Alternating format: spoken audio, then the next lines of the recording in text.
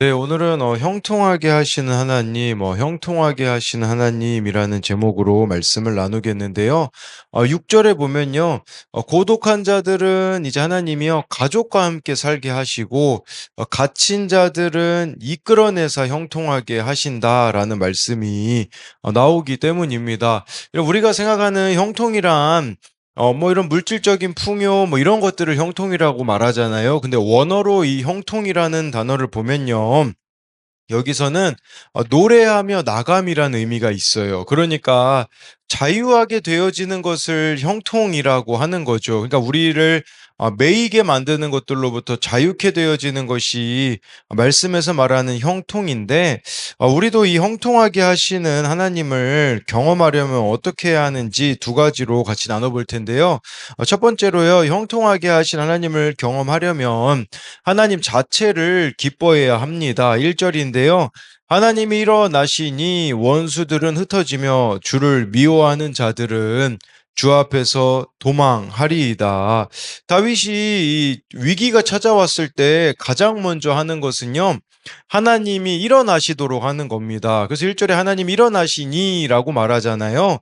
여러분, 하나님을 일어나시도록 하기 위해서 우리들에게 필요한 게 뭘까요? 하나님께 엎드리는 겁니다. 하나님께 엎드리는 것이 하나님이 일어나셔서 일하실 수 있도록 하시는 것이라고 볼 수가 있는 것이죠. 예, 그래서요, 이 전쟁의 승패는 하나님께 있음을 믿고 우리가 해야 되는 것은 이렇게 하나님께 엎드리며 도우심을 구하며 나아갈 때에 하나님 일어나셔서 원수들은 흩어지게 되는 것입니다. 이 뒤에 주를 미워하는 자들은 주 앞에서 도망하리이다. 이 미워한다라는 말은요, 하나님을 대적한다라는 의미가 있는데, 하나님의 법과 통치를 거부하는 자들을 가리키는 겁니다. 그들이 주 앞에서 도망하게 된다라는 것이죠.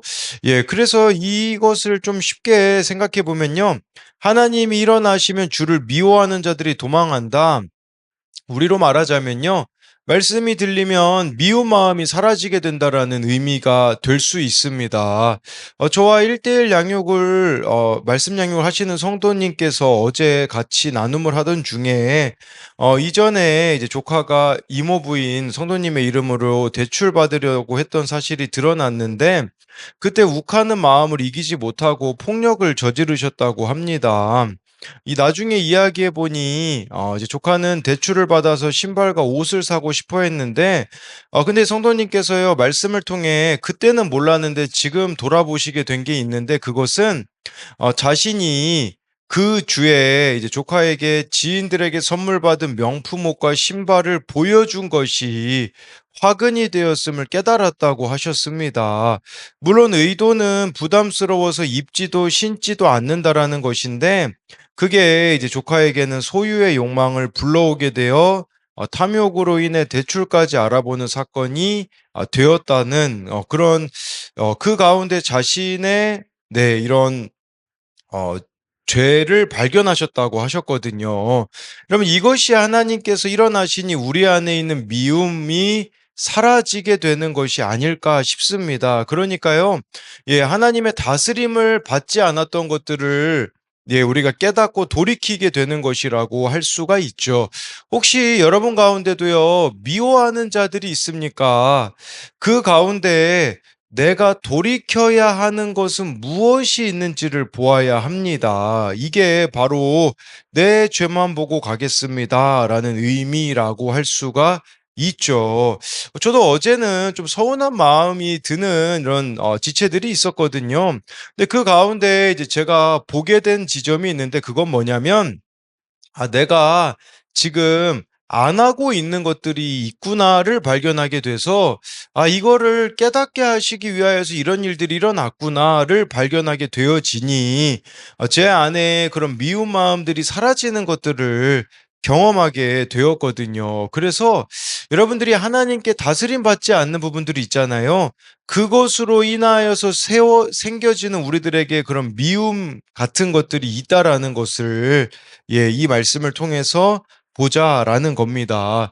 2절에요. 연기가 불려가듯이 그들을 몰아내소서 불 앞에서 미리 녹음같이 악인이 하나님 앞에서 망하게 하소서. 연기가 불려가듯이 그들을 몰아내소서라고 하는데요. 연기는 형체가 있는 것 같으나 바람 한 점의 흔적도 없이 사라지는 허무한 존재라는 거죠. 여러분, 악인의 세력이 아무리 거대해 보여도요, 하나님의 그 숨결 한 번에 소멸될 실체 없는 허상이라는 것입니다. 또 불 앞에서 미리 녹음같이 악인이 하나님 앞에서 망하게 하소서라고 하는데요. 이 밀이라 하면요, 그 밀초이죠, 밀초. 이 아무리 단단해 보이는 밀초도 뜨거운 불 앞에서 순식간에 액체가 되어 형체를 잃어버리잖아요. 예, 그래서 또 여기 하나님 앞에 망하게 해달라고 하는데, 이것을 의미를 좀 확장시켜 보면, 우리에게도 있잖아요. 하나님 앞에서 녹아야 하는 밀초가 있다라고 생각해 볼 수 있어요. 이 밀초는 딱딱합니다. 그것이 하나님 앞에서 녹아져야 되는데, 여러분들에게 이 밀초와 같은 단단한 것들은 무엇이 있겠습니까? 이것은 저와 여러분들의 단단한 가치관, 단단한 고집, 이것이 하나님 앞에서 깨져야 된다라는 의미입니다. 저는 이 밀초가 하나님 앞에서 녹아야 한다라는 것을 볼 때, 나는 원래 이런 사람이야 라는 그 고정관념이 벗어져야 한다라는 것이에요.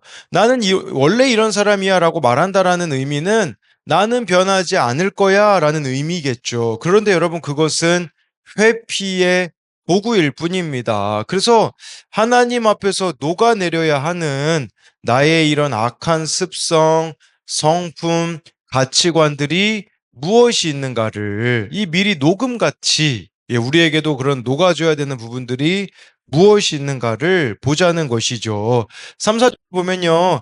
의인은 기뻐하며 하나님 앞에서 뛰놀며 기뻐하고 즐거워할지어다. 하나님께 노래하며 그의 이름을 찬양하라.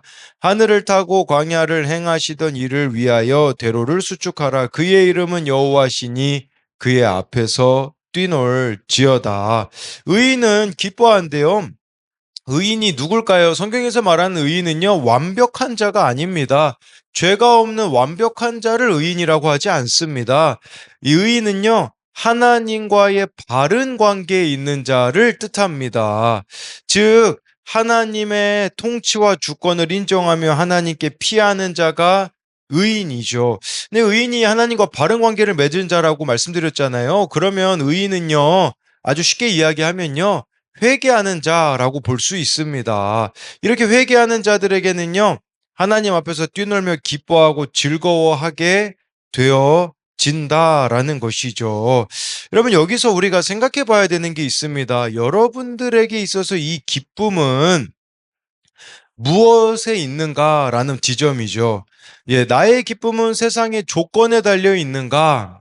아니면 하나님의 얼굴을 구하는 말씀 묵상에 있는지를 생각해 봐야 된다라는 거예요. 여러분들에게는 말씀 묵상과 기도가 이미 체질화가 좀 되셨습니까? 그러니까 하나님 자체를 기뻐한다라는 게 바로 그런 의미라고 볼 수 있거든요. 대부분의 사람들은요, 어떤 문제가 있을 때, 어려움이 있을 때만 하나님을 찾고 떠납니다. 그런데요, 의인은요, 하나님 자체를 기뻐하기 때문에 매일매일의 삶 가운데 하나님 없이는 살아갈 수 없는 자가 바로 3절에서 말하는 의인이라고 볼 수가 있는 것이겠죠. 예, 그리고 여러분들에게 말씀 묵상으로 나아가게 되어지면요, 네, 내 안에 있는 원수들이 하나씩 사라지게 됩니다. 나를 짓누르던 원수인 우울, 비교, 정죄가 사라지는 것이죠. 제가 어제 제 안에 원수가 하나 사라진 걸 경험했는데, 그건 뭐냐면, 제가 안 괜찮은데 괜찮은 척하는 원수가 제 안에 있음을 발견했습니다. 그래서 큐티 나눔에 저는 괜찮아 보이는 것들만 올렸었습니다. 안 괜찮은 것들은 큐티책에 적어두기만 하고 나눔은 하지 않았는데, 그것이 저에게 참 진실하지 못한 모습이라는 생각이 들었습니다. 4절에 다윗은요, 아직 전쟁에서 승리하지 않았지만 광야에서 자신들의 조상인 이스라엘 백성을 인도하신 하나님이 함께 계신다라는 것을 미리 믿음으로 내다보았기 때문에 기뻐할 수 있었습니다. 그래서 이것에 대한 적용 질문은요. 하나님이 일어나셔서 또는 말씀이 들려서 흩어져야 하는 내 안의 원수들 뭐 여러 가지가 있겠죠. 미움, 시기, 정욕은 무엇입니까? 하나님이 일어나셔서 또는 말씀이 들려서 흩어져야 하는 내 안의 원수들 미움, 시기, 정욕은 무엇입니까? 이것은 1절에 하나님 일어나셨을 때 네, 그렇게 원수들이 흩어진다라는 것으로 만든 질문이고요. 또 한 가지는요. 오늘 나의 기쁨은 세상의 조건에 달려 있습니까? 아니면 말씀 묵상을 통해 누리는 자유함에 있습니까?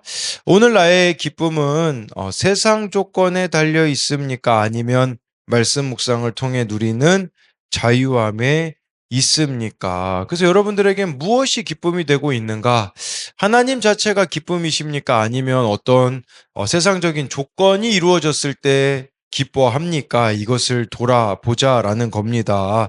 두 번째로요, 형통하게 하신 하나님을 경험하려면 하나님이 어떤 분이신지를 알아야 합니다. 5절인데요. 그의 거룩한 처소에 계신 하나님은 고아의 아버지시며 과부의 재판장이시라. 다윗은 하나님이 어떤 분이신지 알았습니다. 하나님은 고아의 아버지시며 과부의 재판장이라고 하십니다. 고아는 의지할 곳 없는 사람입니다. 하나님은요, 영적으로나 육적으로나 결핍이 있는 자들에게 친히 아버지가 되어 주신다라는 겁니다. 과부는 고대 사회에서 가장 법적 보호를 못 받았던 자가 과부거든요. 그 과부에게 하나님이 재판장이 되어 주시겠다고 하시는 것이죠. 고아와 과부가 상징하는 것은 약한 자입니다. 이 하나님은요, 약한 자들의 도움이 되신다라는 것이에요. 즉, 의지할 것 없는 인생들 가운데 의지할 분이 하나님이 되어 주신다라는 것이죠. 여러분, 이것은 다윗이 그냥 쓴 시가 아닙니다. 그가 얼마나 억울함 가운데 있었습니까? 다윗은요, 1차적으로요, 자신의 부모님에게 사랑을 받지 못한 자였음을 알 수 있습니다. 왜냐하면 사무엘이 다윗의 집에 방문했을 때 다윗은 혼자만 양을 치고 있었거든요. 그리고 다윗이 쓴 시 중에 이런 시가 있어요. 내 부모는 나를 버렸으나 여호와는 나를 영접하시리로다라고 고백한 시도 있거든요. 그러니까 부모에게 버림당한 것과 같은 존재였었거든요. 실제로 그가요. 그리고 또 사울 왕이 다윗을 죽이려고 얼마나 쫓아다녔습니까? 근데 진짜 하나님의 아버지가 되시고 재판장이 되셔서 그의 인생을 책임져 주심을 경험하였기 때문에 이런 고백을 할 수 있는 것이죠. 이 부분은 청년용 큐티 묵상 간증 나의 하나님에 잘 나타나 있는데 이 청년은 이혼 가정에서 자랐고요.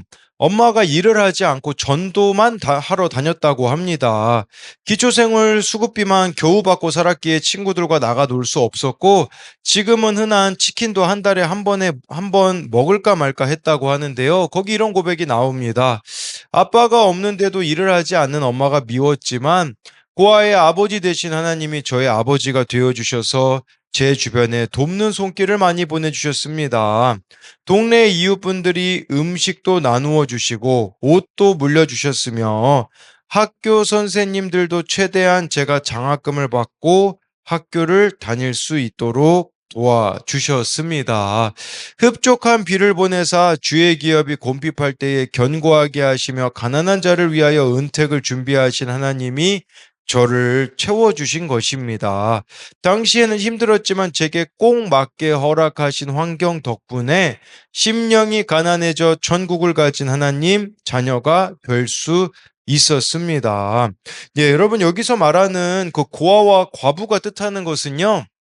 하나님만 바라볼 수밖에 없는 가난한 심령이 되도록 만드는 것이라고 볼 수 있습니다. 이때 우리가 해야 되는 게 있어요.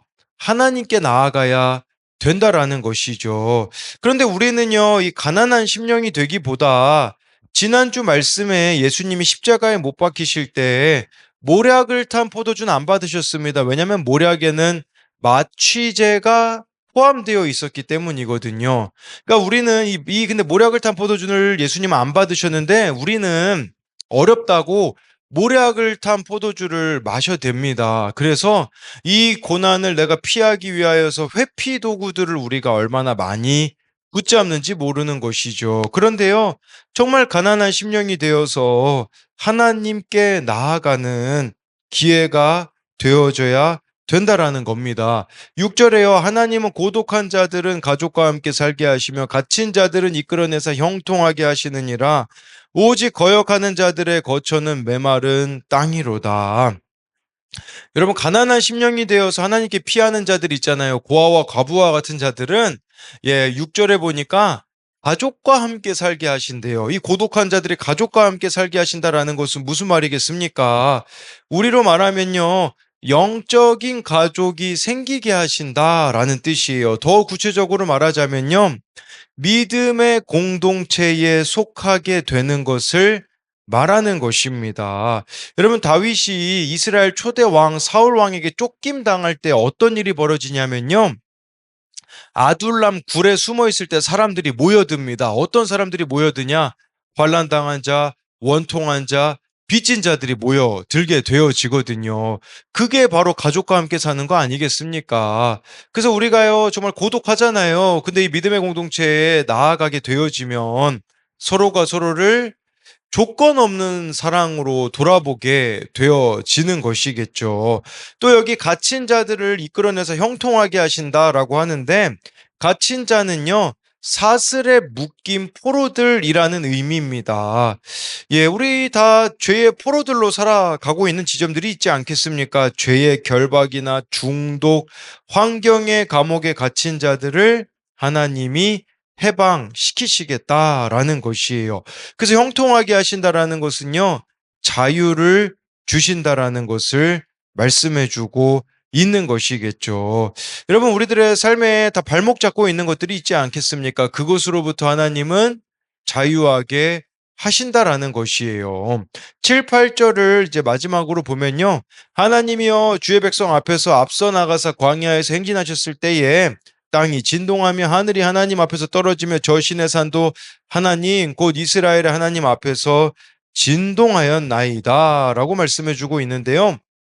다윗이 이런 고백을 할 수 있었던 비결이 어디냐면 바로 그들의 조상이었던 이스라엘 백성들 가운데 하나님이 행하신 일을 알았기 때문입니다. 여러분, 성경은 역사책이 아니에요. 역사책은 과거에 일어난 일로 끝나는 거겠죠. 저와 여러분들이 오늘도 이 말씀을 믿잖아요. 이 일을 하나님이 우리들의 인생 가운데도 친히 행하신다라는 것이에요. 이스라엘 백성들이요, 이스라엘 출애굽하잖아요. 애굽으로부터 자유하게 되어졌을 때 7절 말씀처럼 광야로 행진하게 됩니다. 여러분, 광야는 아무것도 없는 곳이에요. 그거 광야에 죽는 곳 아닙니까? 사실 광야가. 근데 그 광야에서 하나님이 어떤 일을 행하셨습니까? 만나와 메추라기로 매일매일 이스라엘 백성들을 먹이셨죠. 그리고 그들을 가나안 땅으로 인도하신 것처럼요, 우리들의 인생에도요, 광야를 만날 때가 있습니다. 이 광야라 함은 저와 여러분들에게 아무것도 의지할 수 없는 바로 그것을 말하는 것이죠. 그런데 기억해야 되는 것은 뭐냐? 거기서 하나님이 앞서 가셨다라는 거예요. 더 쉽게 이야기하자면요, 광야와 같은 여러분들의 인생 가운데 하나님이 함께하고 계시다라는 것이죠.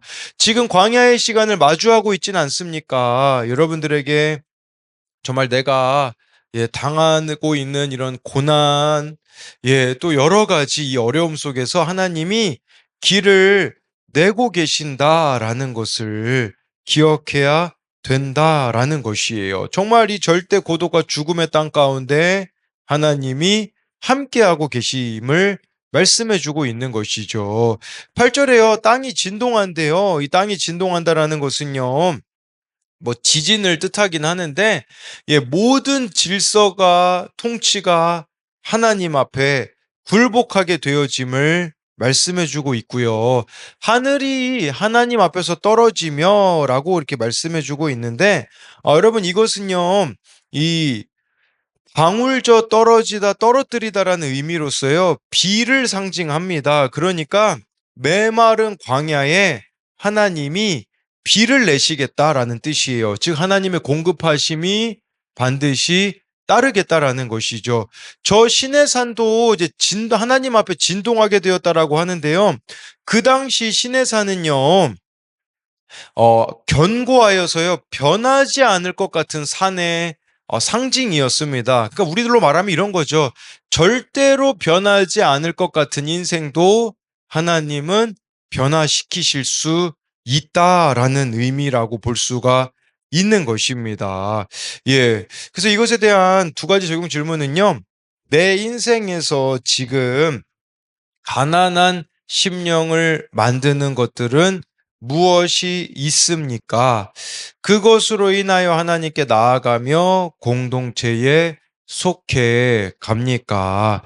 내 인생에서 지금 가난한 심령을 만드는 것들은 무엇이 있습니까? 그것으로 인하여 하나님께 나아가며 공동체에 속해 갑니까? 이것은 아까 5절, 6절에서 제가 설명드린 고아의 아버지시며 과부의 재판장이시라라는 그것으로 만든 질문이고요. 지금 내가 경험하고 있는 광야는 무엇입니까? 그 광야에 주님이 앞서가고 계심을 믿고 있습니까? 지금 내가 경험하고 있는 광야는 무엇입니까? 그 광야에 주님이 앞서가고 계심을 믿고 있습니까? 제가 많이 이야기 드리죠. 여러분, 광야는 히브리어로 미드바르라고 합니다. 그런데요, 말씀은요, 다바르라고 합니다. 미드바르, 다바르 비슷하잖아요. 어근이 똑같습니다. 무슨 말이냐? 광야는 말씀이 들리는 곳이라는 의미가 있어요. 우리가 인생의 광야를 경험할 때 그때 말씀이 들리잖아요. 그렇기 때문에 이 광야의 시간 가운데 여러분들에게 말씀이 들리고 하나님을 만나게 되는 은혜가 있기를 소망합니다. 그래서 오늘 말씀을 요약하면요. 형통하게 하신 하나님을 경험하려면 첫째로 하나님 자체를 기뻐해야 합니다. 여러분, 무슨 일이 있어야 기쁜 게 아니라 하나님 자체를 기뻐하는 우리가 되어줘야 된다라는 것이고요. 형통하게 하신 하나님 경험하려면 두 번째로 하나님이 어떤 분이신지를 알아야 합니다. 여러분, 하나님은요. 고아의 아버지, 과부의 재판장이 되시고요. 광야에서 우리와 함께 하시는 분이라는 거, 가장 여러분들이 연약해져 있을 때 가장 가까이 계신 그 하나님을 경험하는 여러분들이 되었으면 좋겠습니다.